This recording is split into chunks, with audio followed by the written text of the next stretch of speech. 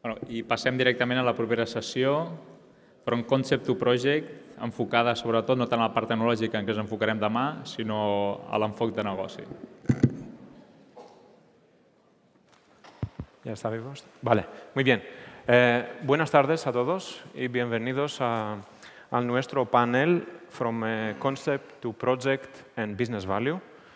Me llamo Nicolaos Lautaris, soy director de Data Science en Eurecat, recién llegado, tengo casi un mes. Hoy en nuestro panel tenemos tres ponentes distinguidos. Mr. Carlos Cuffí, director de Digital Transformation at Mobile World Capital Barcelona. Señor Carlos Carrasco, Chief Data Scientist at ASUS. And my colleague, compañero en Eurecat, Mr. Pierdomenico Fiadino, Senior Data Scientist at Eurecat. En el panel vamos a mezclar un poco inglés y castellano, empezando ahora. In the panel, the three presenters are going to show you some use cases of real implementations of very interesting big data projects that led to value for companies and users. And they will be striking at three distinct and important points. They will be talking about data federation, data quality, and agility. Okay. And somewhere in our panel, we have a question for you, which is the following, and you have time during the panel to think about it. And our question for the panel and for the audience is whether these three things, data federation, bringing multiple data sets together to increase their value, data quality, cleaning your data sets, and data agility, doing things fast, whether you can really buy more than one when you have a limited budget. Is there something intrinsically conflicting between these three things that you can only buy one when you have a limitation in budget or time? Or can you buy more than one based on your experience? So during the presentation, we invite you to vote using the online system on this question with a simple yes or no. With that, I will invite to the podium our first speaker, Mr. Carlos Cuffí. Carlos, it's all yours. Thank you very much. Can you hear me well? Yeah. Now I'm going to change to Spanish. Thank you for the introduction. Antes que nada, quería agradecer a Eurecat, al Centro de Excelencia de Big Data y a la organización del evento. Yo otros años siempre vengo y la realidad es que esto no solo suscita interés, sino cada vez más es de más calidad y cada vez hay más gente. Por lo tanto, en primer momento, felicidades y gracias por invitarme. Hablaremos de un caso real que todavía no está acabado, pero seguro que muchos de los aprendizajes que tenemos hasta el momento os serán de interés. Avanzo, Barcelona, 30 millones de visitantes y 11 millones de los cuales que duermen en la ciudad. Al final, el turista se desplaza de un sitio a otro consumiendo, digamos, servicios a título funcional, ¿sí? Uno tiene que comer, uno tiene que dormir, y luego cubre necesidades a título incluso emocional, ¿no? Se va de compras, visita museos, emplazamientos de interés, etc. Pero la dura realidad, como todos sabéis, es que muchas de estas compañías en una ciudad tienen una visión sesgada de ese turista y trabajan y tienen información en su nicho de actuación. Cuando en realidad ese turista se desplaza y consume servicios a lo largo de toda la ciudad. Y ese turista es el mismo. La pregunta que nos hacíamos en su día es, ¿existe una oportunidad en donde la tecnología puede dar una visibilidad a estos agentes del ecosistema sobre cómo se comporta este turista y extraer un valor? De allí lo que articulamos es este caso real, que ya es de hace mucho tiempo, y dijimos, oye, cogemos 30 entidades del ámbito turístico con alto impacto en la ciudad de Barcelona y los traemos por un viaje para que entiendan las oportunidades que ofrece lo digital. ¿Sí? Y dentro de estas oportunidades, ¿qué challenges que deben afrontar en su sector y en sus industrias para ver cómo articular esta propuesta? Lo que nos dimos cuenta es que esta propuesta, a petición suya, puede ser a través de la tecnología de Big Data, con lo cual intentamos identificar cuáles eran estos retos más o menos comunes, porque la cuestión es que estos agentes son de diferente naturaleza No es lo mismo un emplazamiento cultural que un emplazamiento retail, que un emplazamiento, por ejemplo, de hospitality. Identificar bien estos retos, identificar qué información tienen de valor y puede ser compartida.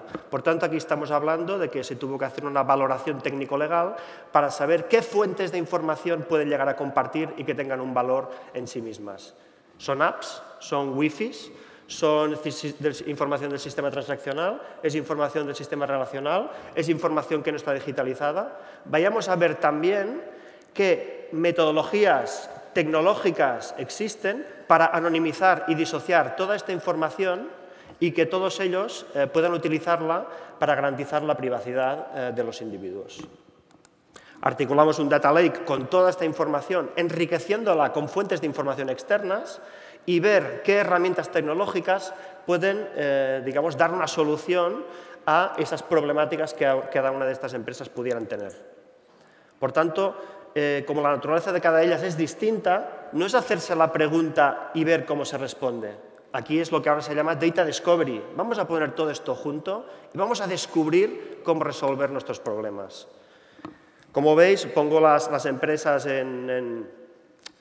digamos, no menciono las empresas por temas de confidencialidad. En su momento se dirá cuáles son, pero en cualquier caso, muchas de vosotras estáis aquí y os agradezco que hayáis participado. La fuente de valor de las empresas, en este caso turísticas, no son los datasets, no es la información que tienen, sino su conocimiento de negocio. Se ha dicho aquí en muchas ocasiones. No es tanto la información que se tiene, sino la interpretación que se hace desde un punto de vista de negocio para generar conocimiento. Por otro lado, empresas de tipo legal y de consultoría para hacer esta valoración técnico-legal, un partner tecnológico e información, en este caso transaccional bancaria y de redes sociales. ¿Cómo podemos poner todo esto en valor? Y sacarle un provecho en clave de ecosistema, ¿no? Pero ¿cómo se ve todo esto, no? Hasta ahora todo es PowerPoint, ¿no? Os voy a poner un ejemplo muy sencillo para que se entienda. Luego haré una pequeña reflexión. Estos son transaccionales bancarias de la ciudad de Barcelona, con un ticket medio, con un cierto volumen. Si yo soy un emplazamiento turístico, probablemente me interesará en mi área de influencia cómo se consume, ¿sí? Pero si yo quiero acotarlo mucho más, podría llegar a saber, en esta zona de Paseo de Gracia, en este emplazamiento cultural, a una distancia, por ejemplo, de 0 a 20 minutos a pie, cuál es el transaccional bancario, de qué tipología es y qué ticket medio. Pero si soy de cultura, ¿por qué no filtro y me intereso por los gastos en cultura? ¿Cuál es el share of wallet que me estoy llevando de ese gasto, ¿no? ¿Cuál es el share of wallet? De toda esta información, para una empresa cultural es relevante, pero es que para una empresa de retail, quizá lo que le interesa saber es, en Paseo de Gracia, qué cantidades se consumen. Todo esto está anonimizado, disociado, como indica a pie de página, todo legal, etc. Por tanto, las necesidades son diferentes. Vamos a descubrir cuál es el share of wallet que me estoy llevando. Vamos a descubrir qué margen de mejora tengo sobre mi ticket medio. Esto es un ejemplo. Pero lo realmente relevante de esto es, si yo tengo información emocional, como puede ser de Twitter, TripAdvisor, etc., bueno, yo lo llamo, ¿cuál es el share of emotion que tengo? Sobre Gaudí, ¿qué share of emotion se lleva a Sagrada Familia versus un Casa Batlló? ¿Sí? Pero más relevante, ¿cuál es la interacción o correlación que existe entre el corazón, que son las emociones, y el bolsillo, que son las transaccionales bancarias? ¿Qué correlación existe con lo emocional y lo transaccional? Incluso, ¿qué correlación existe entre las visitas a un emplazamiento turístico y el transporte público? ¿Qué correlación existe entre los KPIs de promoción turística y los generadores de actividad turística? ¿Existe un KPI conjunto que ponga en valor todo esto en clave de negocio? De ahí que hablábamos de caso de uso. Si existe un valor, es que probablemente esto tenga chance, digamos, de tirarse mucho más adelante. Por tanto, poner en valor la información que tiene que verse a priori, evidentemente, qué comunalidad existe entre esta y saberla ponerla en valor como conjunto, esto es lo que se quiso demostrar y lo que se está desarrollando y que, por cierto, está a punto de finalizar. Por tanto, y lo importante, escuchad, ¿qué learnings estamos sacando a priori de esto? Por cierto, ninguno de estos learnings es personalista en ninguna empresa, sino que es generalista, ¿no? A nivel tecnológico, ¿cómo puede ser que si existe una ISO para codificar el país, cada una de las empresas puede llegar a codificar el país de una forma diferente, incluso en el seno de cada compañía? Ya no os digo en el negocio turístico, donde la intermediación es clave. Si existe una ISO, ¿por qué no existe esa comunalidad en estándares? En tipo legal, ¿qué metodologías y algoritmos garantizan la anonimización y disociación de la información con fuentes diferentes, incluso de diferentes compañías? Desde un punto de vista de management, es bien sabido que las fuentes de información, la accountability de estas, dependen de diferentes direcciones en el seno del comité de dirección. En el seno de cada compañía, probablemente, o suceda en la vuestra, no hay una visibilidad integrada del valor que hay allí, sino que dentro del seno de cada compañía hay una visibilidad sesgada por dirección. Cultural. Si no llegamos a hacer estas sesiones digamos, inspirativas en transformación y ver cómo la tecnología puede ayudarlas, esto no hubiera pasado. Esto va de complicidades a nivel de personas, de directivos en estas compañías y va de crear una base de conocimiento compartido. Porque si no existe la misma visión, si no existe el mismo grado del nivel de la oportunidad que esto supone, esto no sucede. Yo creo que esta es la parte más relevante y más significativa. Desde un punto de vista tecnológico, cómo trabajar los volúmenes de datos, cómo trabajar las naturalezas de los datos y pintarlos para que para cada una de ellas tenga un valor. El proceso, cómo articular legalmente esta federación de datos, manteniendo y garantizando la privacidad y anonimicidad de los individuos. Y lo más importante también, en clave de negocio. ¿Existe un valor o una contraprestación de valor en su conjunto en base a una aportación de valor en datos de mi compañía? ¿Existen estos KPIs win-win para hacer una mejor gestión de ciudad, una mejor gestión de mi negocio, una mejor gestión del turista para minimizar el impacto negativo al ciudadano? Esto es lo que está aflorando. Como tengo que ser férreo en el tiempo, aquí acabo, pero más allá de la oportunidad que supone a nivel operativo, a nivel de gestores de ciudad o administración pública, a nivel de entidades privadas del sector turístico o a nivel del ciudadano, lo que esto supone, este caso de uso con el valor y aprendizajes, etcétera, si se demuestra que esto per se tiene un valor, puede sentar las bases para que lo que yo llamo la creación de un operador de Big Data no solo en clave de ciudad, sino en clave de ecosistema. ¿Sí? Nosotros en este modelo que utilizamos, en caso de uso, hicimos lo más simple posible, donde no había contraprestaciones económicas, donde no había, digamos, complejidades para simplificarlo. Y aún así, estamos ya casi, creo, alcanzando los 2 años de proyecto, porque todo cuesta. ¿Sí? Pero existe una oportunidad real en base a esta metodología, en base a los aprendizajes, etcétera, para no solo crear esto o la oportunidad de crear esta semilla, este estándar, esta metodología y aplicarlo en ecosistemas del sector turístico, sino también extrapolarlo, por ejemplo, en otros sectores como, perdón, puede ser el de retail. Por tanto, os invito a que reflexionáis sobre ello. ¿Estoy dentro de tiempo? 2 minutos. Reflexionáis sobre ello. Estad atentos a cuando nosotros publiquemos el informe un poco de la iniciativa y es una oportunidad que cada uno de vosotros, en cierto modo, también podéis tener en el seno de vuestras empresas. Muchas gracias. Perfecto. Gracias, Carlos. Vale. Vamos a tener la oportunidad de preguntas en el final de las 3 presentaciones. Entonces, ahora seguimos con Carlos Carrasco, de ASUS. Gracias. Carlos. Perfecto. Bueno, buenos días a todos.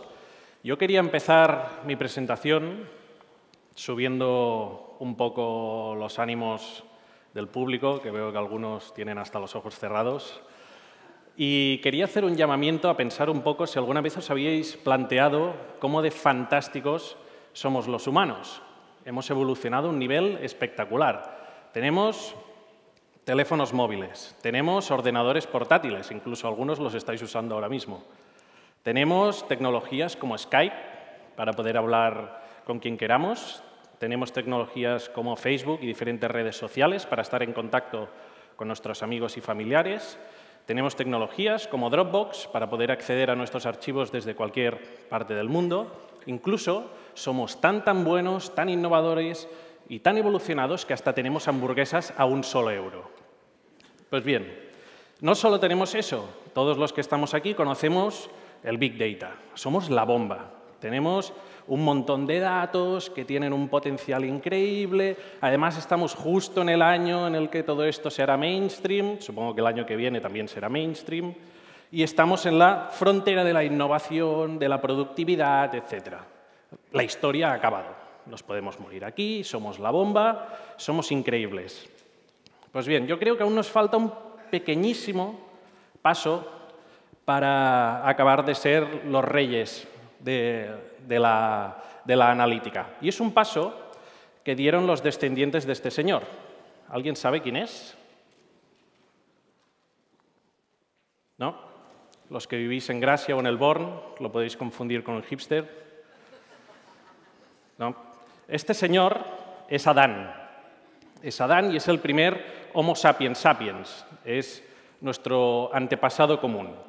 Y Adán tiene 250.000 años de edad. El problema, bueno, la parte positiva es que Adán tenía un cerebro muy superior al de sus antecesores, una capacidad cognitiva mucho mayor, tenía unas manos mucho más hábiles que sus antecesores. El problema es que se seguía comportando exactamente igual que ellos. Es decir, Adán era un cazador-recolector, lo que significa que iba detrás de presas, de animales, siguiendo sus migraciones. Por el camino, su tribu aprovechaba para recolectar frutos, beber agua, se cobijaban en cuevas cuando llovía o durante las noches, y tuvieron que pasar 190.000 años para que la humanidad domesticara las plantas y domesticara los animales. De hecho, esta domesticación es justamente la chispa que encendió la rueda de nuestra evolución y nuestra innovación, lo que al final nos ha permitido tener estas hamburguesas a €1. Básicamente porque si eres un nómada, lo que haces es perseguir tu comida, es decir, la tienes que encontrar, no está asegurado, lo que significa que tienes que estar constantemente en movimiento y, evidentemente, esto tiene riesgos. ¿Qué pasa si estoy siguiendo unos rastros de unos animales, me equivoco, o estos animales han muerto o han bebido de una charca contaminada y después me enveneno yo? ¿Qué pasa si paso por una zona donde las frutas no son muy abundantes? ¿Qué le pasa a mi tribu? El precio a pagar es altísimo en esta situación. En contraposición, cuando eres un granjero, un ganadero, tú mismo te creas tu propia comida, lo que significa que puedes establecerte en un sitio concreto y empezar a almacenar. Esto, la chispa que comentaba de la innovación, viene precisamente porque este sistema nos permite crear un excedente de alimentación que hace que la gente pueda empezar a dedicarse a otras cosas, que no sean cultivar o buscar comida, lo que nos lleva a la división del trabajo y, a partir de ahí, al aumento de la productividad y, por tanto, de la innovación. Pues bien, yo quería hablaros de un ejemplo muy concreto de un cliente nuestro. Es una empresa multinacional del sector de las bebidas y la alimentación. Es una empresa muy boyante, funciona muy bien, está establecida en muchísimos países, tiene incluso un departamento de Business Intelligence y Analytics nada sospechoso de ser chapucero, o sea, con bastante personal, muy bien formado, y nos llamaron porque tenían un problema básicamente con dos tipologías de trabajadores. Primero, los comerciales, el equipo comercial, y segundo, su equipo de logística. Estas dos tipologías de trabajadores trabajan 8 horas al día con diferentes salarios y esta empresa tiene diferentes volúmenes de esta tipología de trabajadores. ¿Cómo funcionan estos trabajadores? ¿Cómo funcionaban? Básicamente, la empresa creó una base de datos interna con sus clientes existentes para que sus repartidores, la logística, pudieran proveerles de los bienes, de bebidas y alimentación que produce la empresa. Y el problema radicaba más en el equipo comercial, porque el equipo comercial decía, a ver, me parece muy bien que tengamos esta base de datos interna, pero como desde el punto de vista comercial a mí no me interesa saber tanto quién son mis clientes como quién no lo son, para poderlos ir a visitar.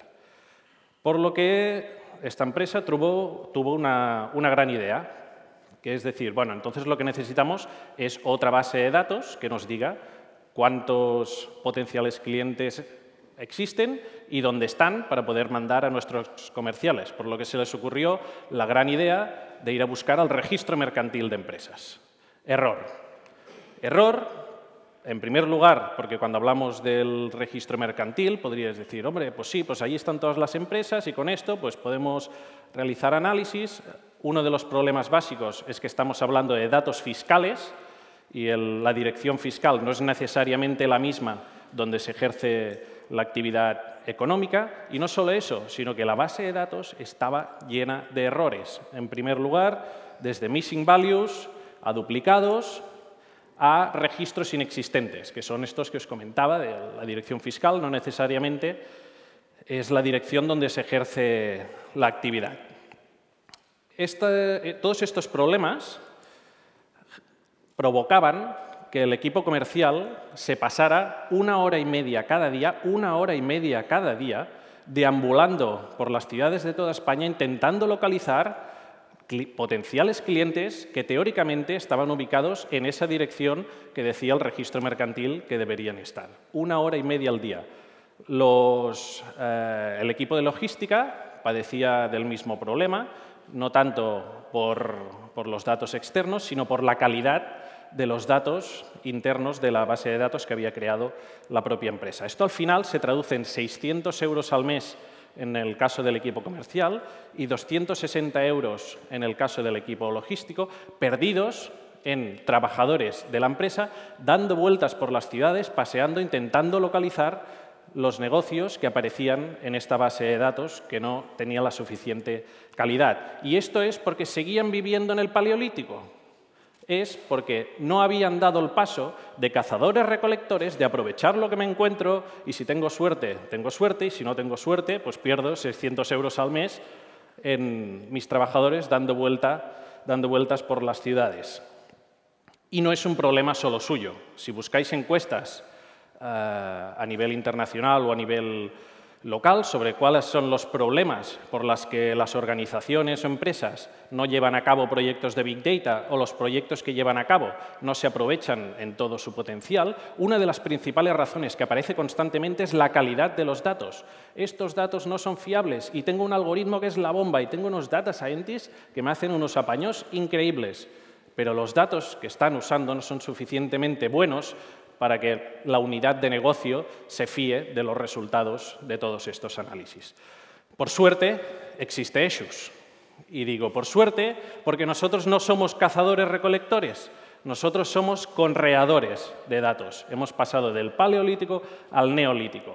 Nosotros lo que hacemos es, para asegurar, teniendo en mente la necesidad de la máxima calidad de la base de datos, los recogemos nosotros mismos para garantizar que estos tienen la máxima calidad. Y además lo hacemos en un montón de ciudades, en más de 50 en España y Portugal.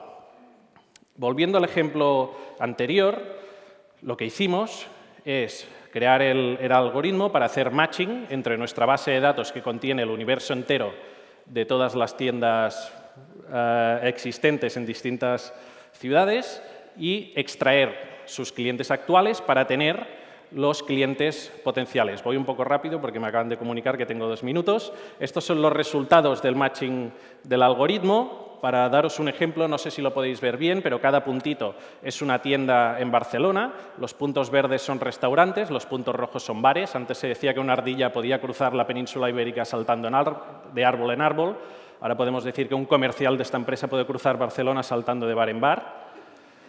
Después, lo que hacemos es, con la desagregación de estos datos y la calidad, podemos hacer análisis increíblemente finos. Por ejemplo, podéis ver en líneas rojas el tiempo dedicado entre visita y visita de un potencial cliente cuando la base de datos contiene errores, no está optimizada. En la línea azul, el tiempo que pasa cuando un comercial visita un potencial cliente. Si todo esto lo empezamos a mezclar, por ejemplo, aplicando Network Analysis a la red del callejero de las ciudades, a cómo se estructura la ciudad, para calcular probabilidades de paso o facilidad de acceso. De facilidad de acceso, por ejemplo, esto es la facilidad de acceso a todos y cada uno de los edificios de Barcelona, ideal para toda la gente de logística.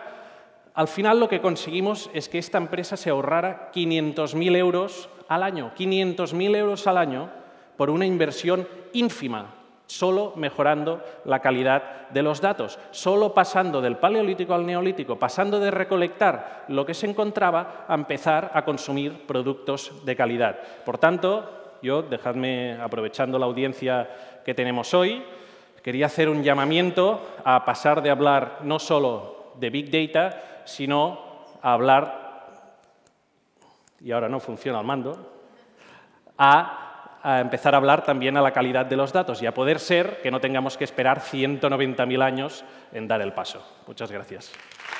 Carlos.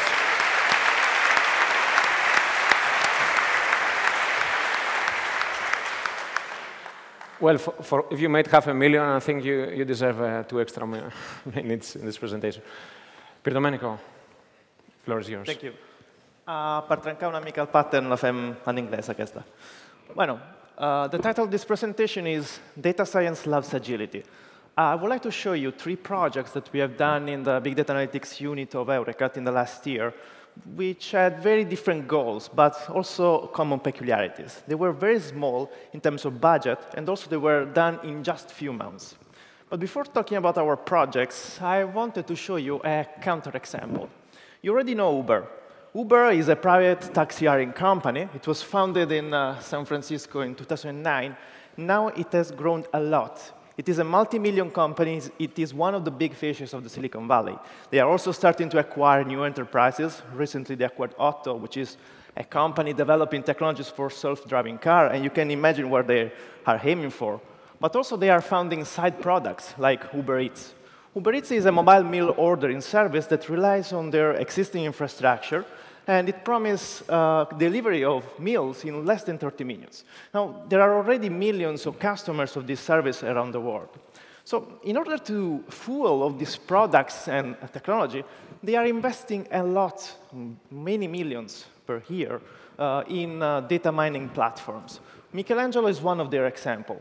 It is an holistic platform that supports all the data-driven demands of this company.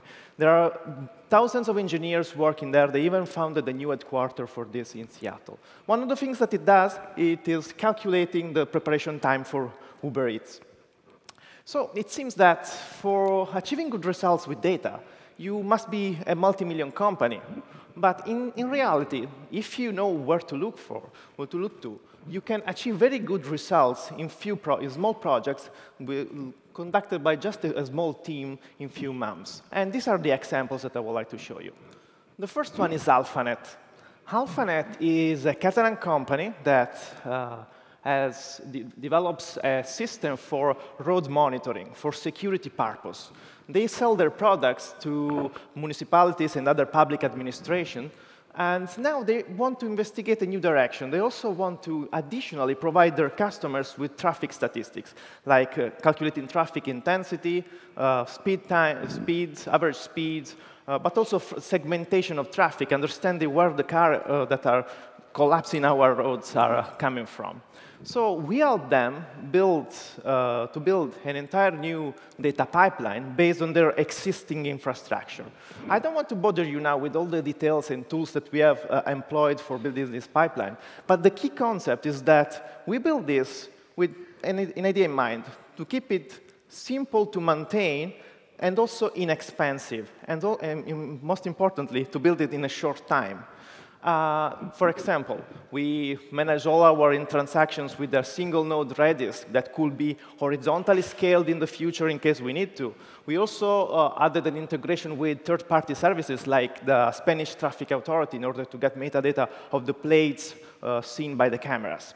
But the most important part, I will say, is the Elasticsearch and Kibana dashboard. So in just a few months, we built a pipeline that is also completed with a dashboard that allows customers of AlphaNet to manually explore all the traffic statistics. Just for starting, of course, this infrastructure is also very inexpensive. If you see the cost here, we are talking about a few hundred euros per month if we deploy these platforms in the cloud. But of course, you have also to consider that in the future we can expand it very easily. The second example is not very related to data engineering or building new infrastructure, but it is a pure data analytics project. So 012. 012 is the Citizen Information Office managed by the government of Catalonia.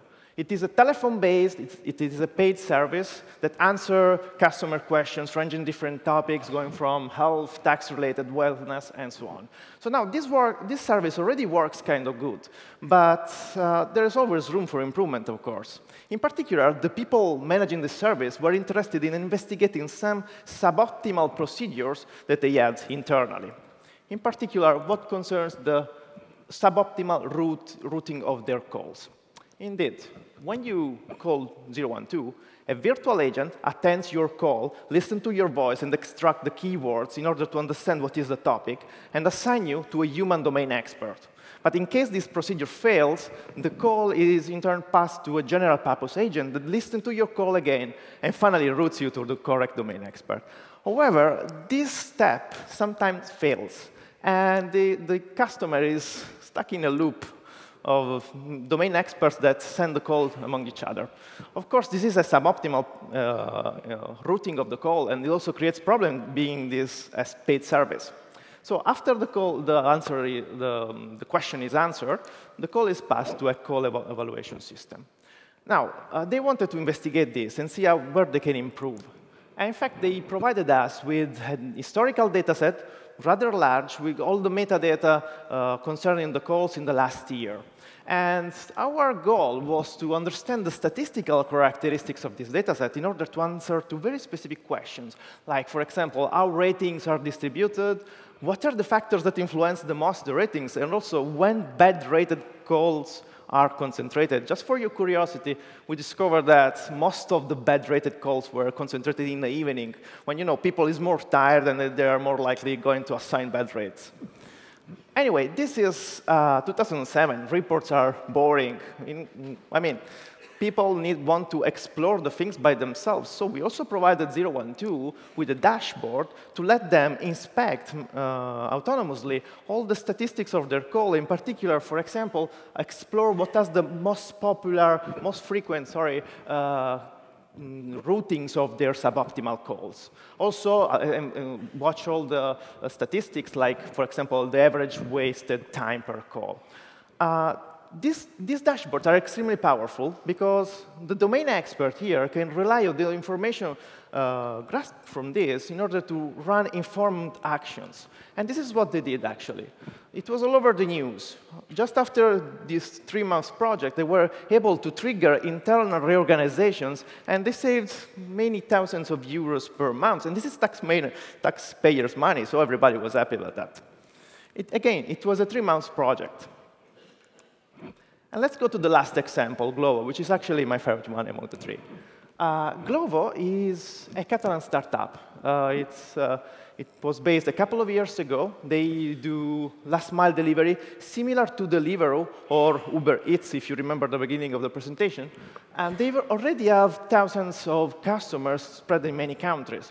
Their infrastructure is now fully operational. The application works smoothly. Also, the backend that they have is perfectly able to cope with the user demands. But so they don't need help in optimization here for what concerns the infrastructure. But what they can do is take advantage of all the historical data in the last couple of years and try to optimize some internal procedure.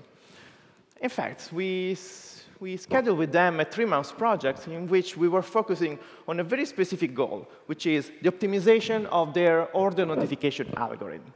So when you place an order in the Glovo application, a Glover, they call it like this, it's a courier, starts traveling toward the destination. For example, a restaurant in case it is a food order before coming to your final destination. Now, the restaurant is also notified about this order in advance in order to let them take actions about this, for example, starting preparing the meal. Now, if this notification time doesn't happen at the right time, we risk to make the courier wait at the restaurant until the meal is ready. And this, of course, is a problem because we are wasting courier time and also we are making the shipments longer. So we wanted to focus this and make this triggering a bit more clever. And in fact, we studied all the statistics of the historical data that were restaurant-based, like, for example, considering information like time of the day, type of the meal, presence of festivities, but also external factors like weather and traffic, in order to, first of all, being able to estimate which is the preparation time for a specific meal, and second, to trigger the notification to the restaurant at just the right time in order to minimize the wasted amount of delay of the courier. And this is what happened. As soon as we switched on our improved algorithm, the wasted time, the waiting time of the courier at the restaurants started decreasing a lot. I mean, this is the average in minutes for a single order, but you can imagine on a large scale, at city level, it was a very, very big improvement. So Uber is doing this with giant platforms. I mean, we did that in 3 months, and it worked. So it seems that for achieving everything with data, you can just employ a few people in 3 months, and you can really build holistic platforms. Of course, it's not that easy. There are a few things to take into consideration. So the first important thing is that, of course, you have to be very specific and focused on a specific task. You can't really go broad on this. Also, you have to be very agile in changing your final goal in case there are problems or change of plans. The second important thing is that the domain expert, the product owner, must be involved at every step you take into the project. At every assumption, the domain expert should validate it in order to not creating misunderstandings and not lose time.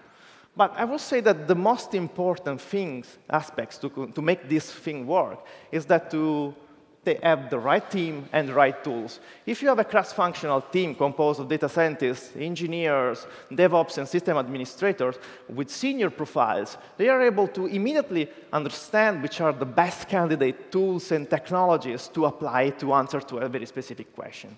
So in the end, if you know what you are doing, the size of the project doesn't mean anything. OK, that's all. Thank you. Thank you for being agile, Piero. Thank you for being agile. OK, so I think we have the results on the voting. On the question that we posed to you, I will repeat it. Between agility, quality, and federation, is it possible to buy more than one when you have limited budget in terms of money or time? And as I've been informed, and as you can see on the panel, a little bit more than half of the people believe that you can get more than one right with a limited budget and a limited amount of time. And then the remaining people believe that these things probably are mutually exclusive, so you can only get one. So I will turn again to our panelists and ask Carlos first. You did federation. So how did you do in terms of agility and quality of data? Should I say in Spanish or in Catalan? I'm sorry, Spanish or English? Lo que prefieres. A ver, al final es un tema de coste-beneficio. Es evidente que estamos hablando de ágil versus calidad versus federación. Si nosotros estamos hablando de federación en ese caso de uso, es porque justamente es muy difícil conseguirlo. Por tanto, en la medida que no hay un estándar probado y una contraprestación de valor en hacerlo, de hecho, por eso digo, es lo que estamos intentando demostrar, es muy complicado trabajar con modelos de federación. También es cierto que ahora todo tiende más, no tanto al Big Data como al Fast Data. Es decir, es más relevante ser rápidos en hacer cosas y ser rápidos en tomar decisiones que las otras dos cosas. Por tanto, yo si tuviera que escoger con dos, quizá me quedaría con calidad y con velocidad, a sabiendas de que la federación tiene un potencial brutal, pero como digo, como no hay un estándar de trabajo, como no se ha demostrado que existe un caso de uso en valor de negocio, entendido de negocio, no solo en términos económicos para la empresa privada, sino en términos sociales desde un punto de vista público, yo me quedaría con los otros dos. Vale, muy bien. Para otro, Carlos, la misma pregunta. Aparte de cualidad, ¿qué más? Yo estoy de acuerdo con el público que no necesariamente tienes que escoger entre las tres, especialmente si aprendemos a trabajar como un ecosistema o como una red organizaciones en las que para un mismo proyecto puedes tener expertos en agilidad, expertos en federación y expertos en calidad. Evidentemente, después el challenge es, bueno, cómo organizamos y hacemos que esto funcione. Pero por poder se puede. Por tanto, mi opinión es, no necesariamente tenemos que escoger entre una de las tres si trabajamos como un ecosistema o como una red de organizaciones. Thank you. Piero, you are definitely agile in all the projects that you did. What did you sacrifice? How did you do in terms of the other? Well, I will sacrifice federation. Sorry, say what? Agile and quality are two things that can work together. In particular, if you are starting investigating new directions, starting a new product, or even starting a new business. Of course, you have to be agile, but you can also take into consideration quality. So if you're starting something from scratch, if you are careful, the two things can really can work together. Federation, although is something very important, but it's something that comes later in the perspective of a more mature framework, let's say. So it's something that could be added to the recipe on a second stage. Okay, thank you. I don't know if we have time left for a question from the audience. Anybody want to comment? Yes, please.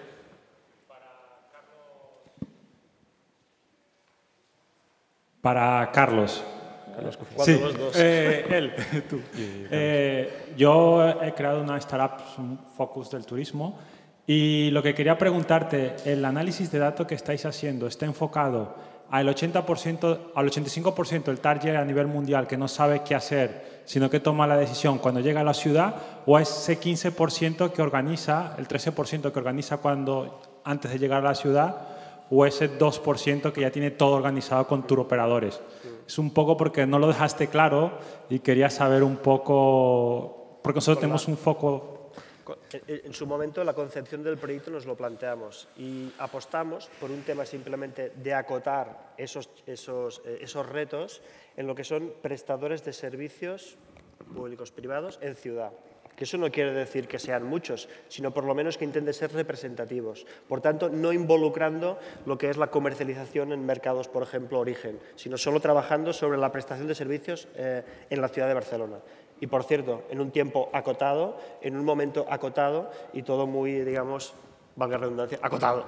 Pero en cualquier caso, sí, podríamos haberlo hecho, pero esto haría mucho más compleja el análisis. También es cierto que fruto de esto pueden surgir sinergias en la comercialización. ¿Por qué no? Sí, es que nosotros estamos enfocados en el 80% del target del público que va a la ciudad, el 85% del target del público que no sabe qué decidir, qué hacer, y estamos haciendo una plataforma que engloba todo lo que estabas comentando, pero estamos ya en diferentes ciudades de Europa. Y por eso era mi pregunta de cómo lo habéis enfocado. Sí. No, y de hecho, felicidades, porque, es decir, marketplaces, hablando en términos generales de compraventa de datos, donde ya sean abiertos o privados, etcétera, hay muchos. Pero el concepto de operador de Big Data, donde uno publica datos y se beneficia, digamos, de esa comunidad de datos, eso, que yo sepa, no existe. Bueno, nosotros sí ofrecemos Big Data, pero no la vendemos, sino que tenemos acuerdos con diferentes compañías que ofrecen los servicios dentro de la misma. Bueno, es un tema así. Muy bien, muy interesante, pero en cualquier caso, respondiendo a la pregunta, fue muy acotado en ciudad. ¿Queda tiempo para una pregunta rápida más, si existe? ¿Sí? Vale, por favor.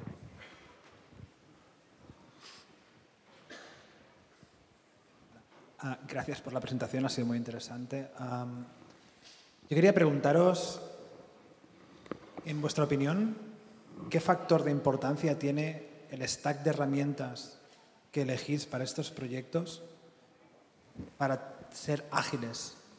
O sea, hemos visto en la presentación de Piero un stack de herramientas no estándar, ciertamente, no es el stack de herramientas estándar para proyectos Big Data, o sea, no es Spark, no es Hadoop, no es Flink.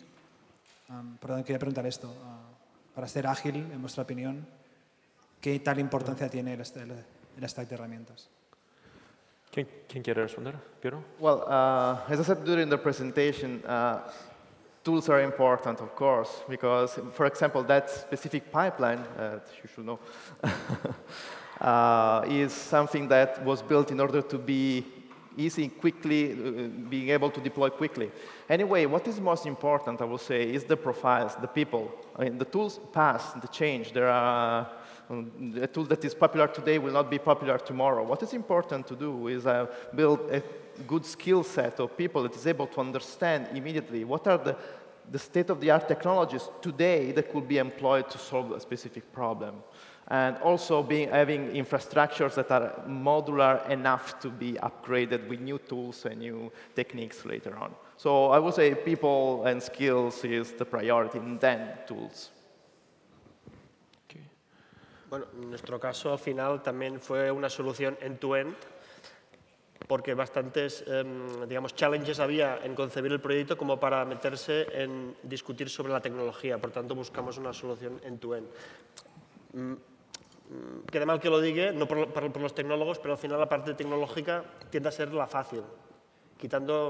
Salvando las distancias, como digo, es mucho más, creo, complicado ese cambio cultural que necesita la organización en gestión que no el escoger una herramienta, porque las diferencias entre unas y otras, no conozco detalle, no deben ser tan...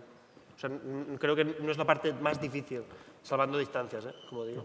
Carlos, ¿algún último punto? Sí, nosotros desde el punto de vista tecnológico lo que tenemos muy claro siempre es trabajar con software libre, especialmente para empresas más pequeñas o que no tienen grandes departamentos de desarrollo. Esto resulta realmente útil porque hay siempre una cantidad, por ejemplo, los análisis, cuando los realizamos en R, hay una cantidad de paquetes disponibles libres con un montón de foros, de mailings a los que preguntar, que hacen que este conocimiento colectivo al que no tendríamos acceso si estuviésemos ligados a alguna tecnología o propia o externa, no podríamos acceder a ellos.